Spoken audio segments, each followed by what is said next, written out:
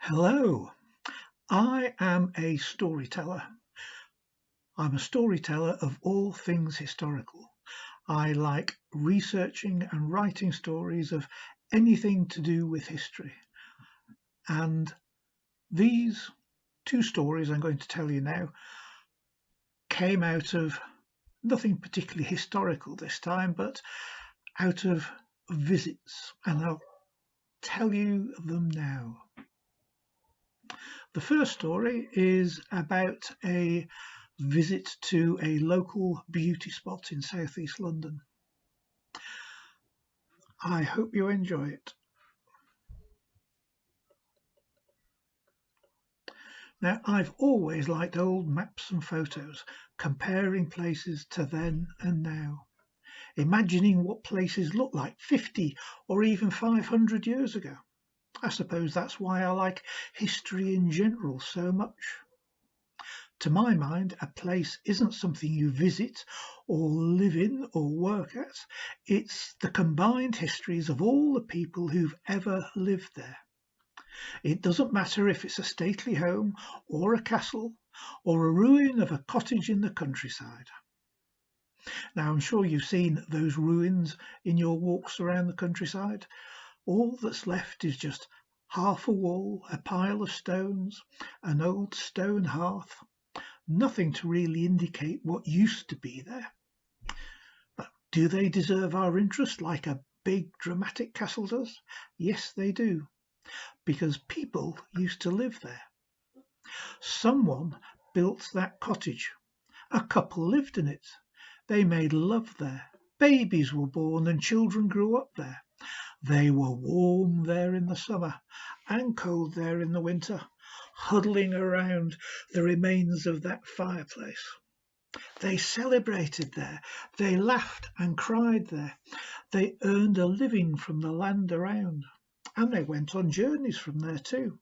And they had homecomings there. They grew old there. They died there. The same thing happened from generation to generation until something happened.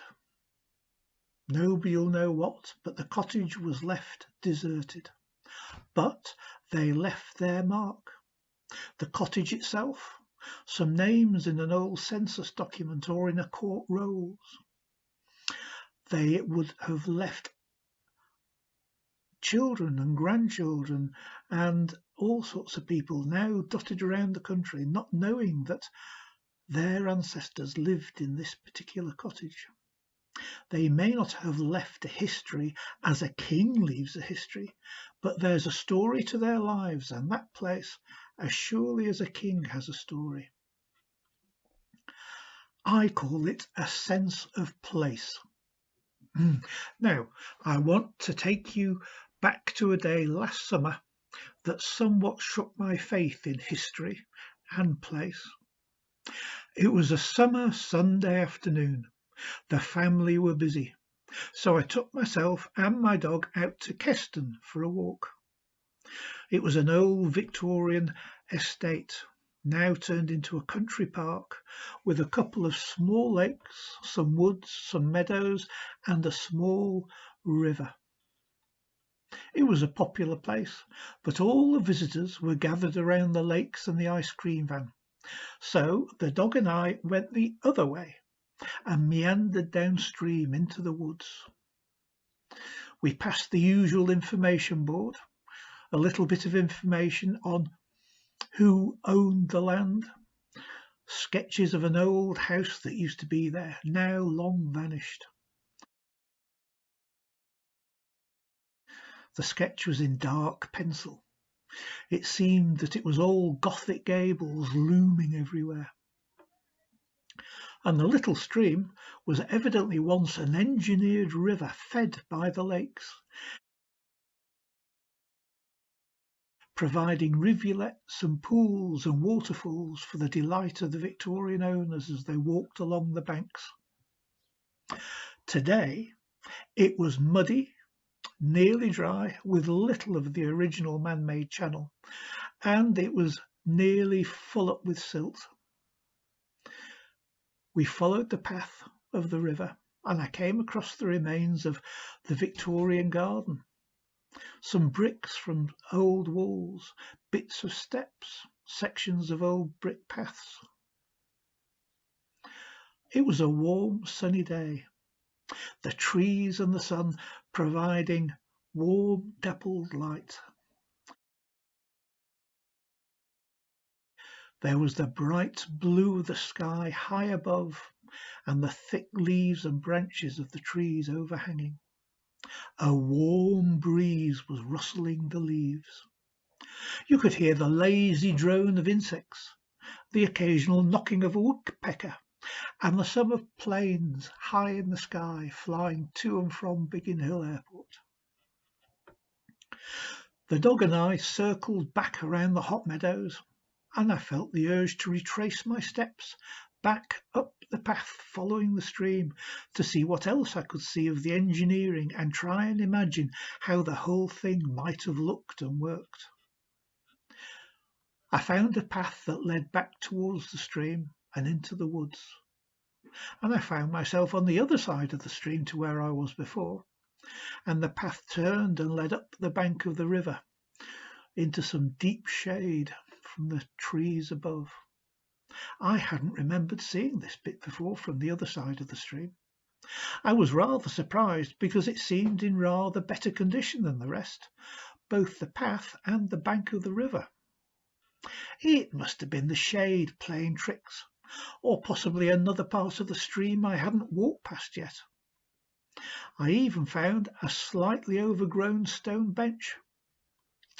I sat on that bench and watched the dog playing in the little water that was left in the stream. The dog was happy cooling his paws, and I was surrounded in a little bubble of content.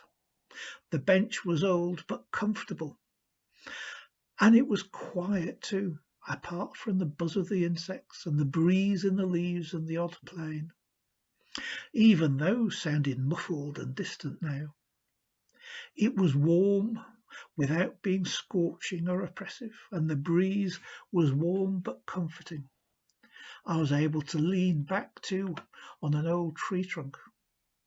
All I needed was a book and a glass of wine. As it was, I had a bottle of water and my smartphone.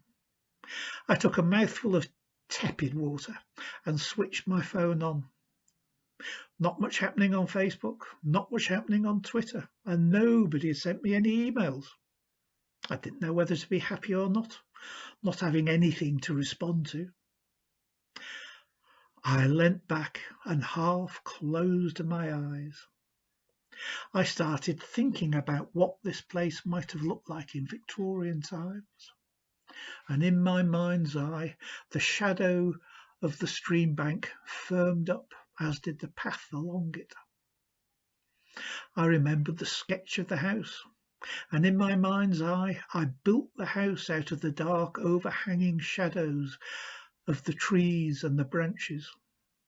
I thought through my half-closed eyes, the details filling out in the shadows. Window frames and doors appeared, and it seemed like light shone through them, the sunlight through the tree branches. I populated my little picture with a couple and turned it into a movie.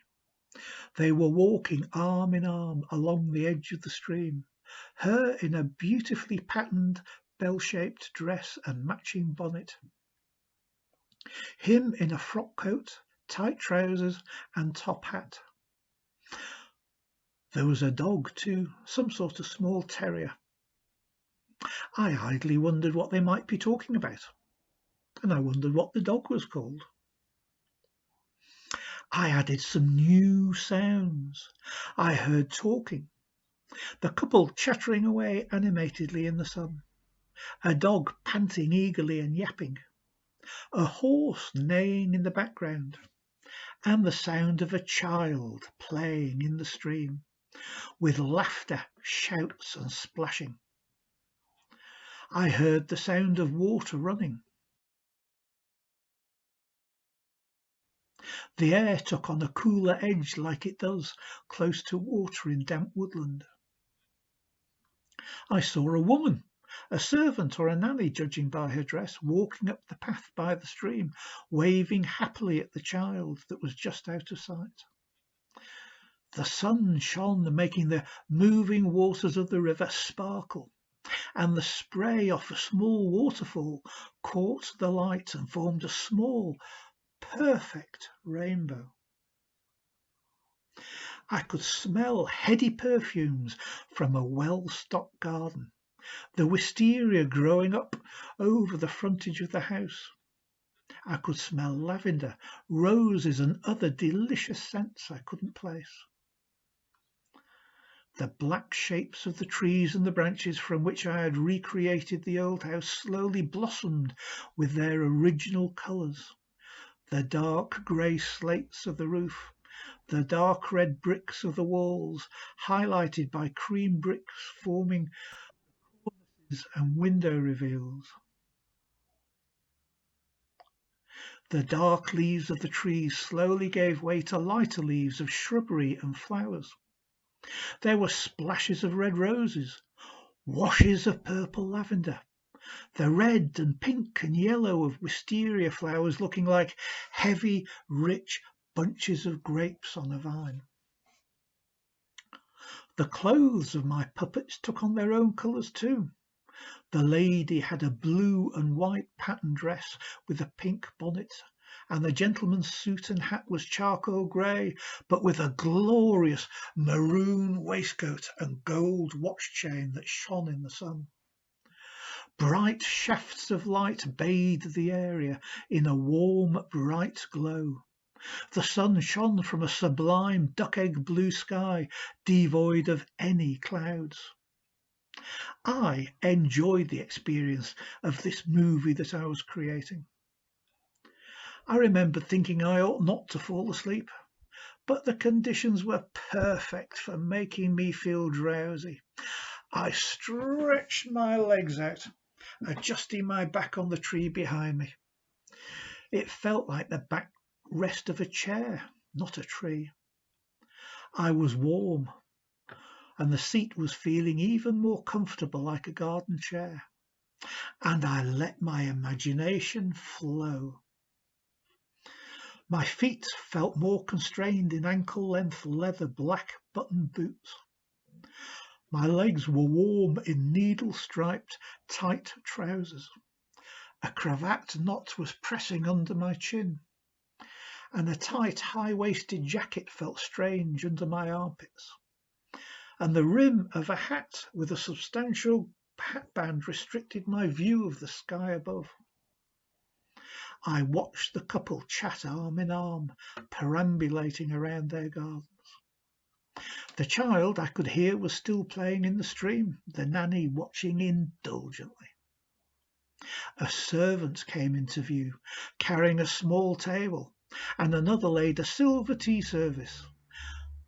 2 garden chairs were fetched. Tea was poured.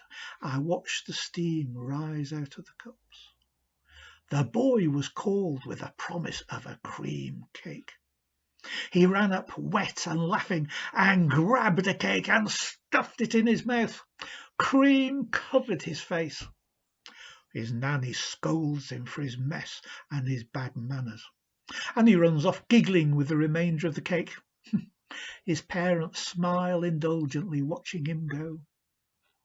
They continue with their high tea most mannerly. Cake daintily consumed with a cake fork. Tea drunk with cocked fingers from china cups, with the sun shining through the fine porcelain. A servant was fussing around them. The boys' laughs and splashes echo off the house and the trees. They seemed to have scared off the birds. There was no sound other than the boy, the stream, and his parents and nanny beseeching him to take care. There was a child's scream, quickly cut off, then a woman's, longer and more urgent. I sat up, watching. The parents, instead of rushing, Both turned and looked slowly at me with black eyes, cake forks halfway to their mouths. There was a longer, more dreadful scream. I got up and ran clumsily in the unfamiliar shoes. The nanny was looking down into the stream, one hand to her mouth.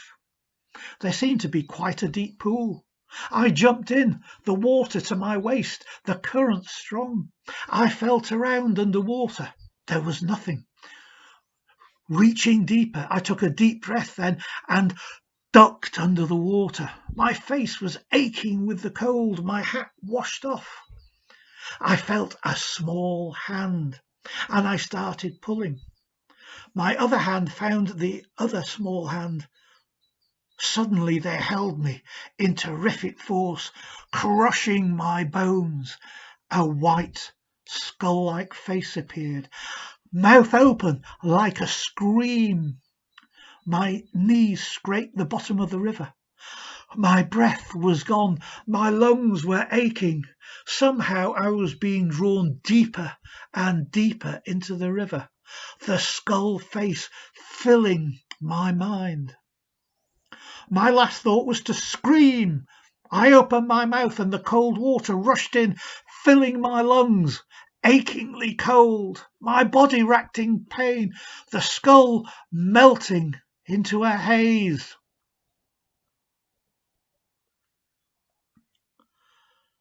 I was on my knees in some soft, dry silt on the riverbed, a pint of water pouring out of my lungs. My shorts, t-shirt and sandals were soaked in bitterly cold water. I was shivering uncontrollably as the hot sun shone down on me.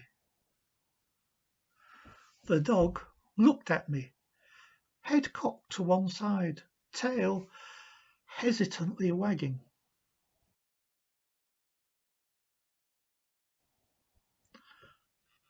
I knelt up, stroking his dry, warm head.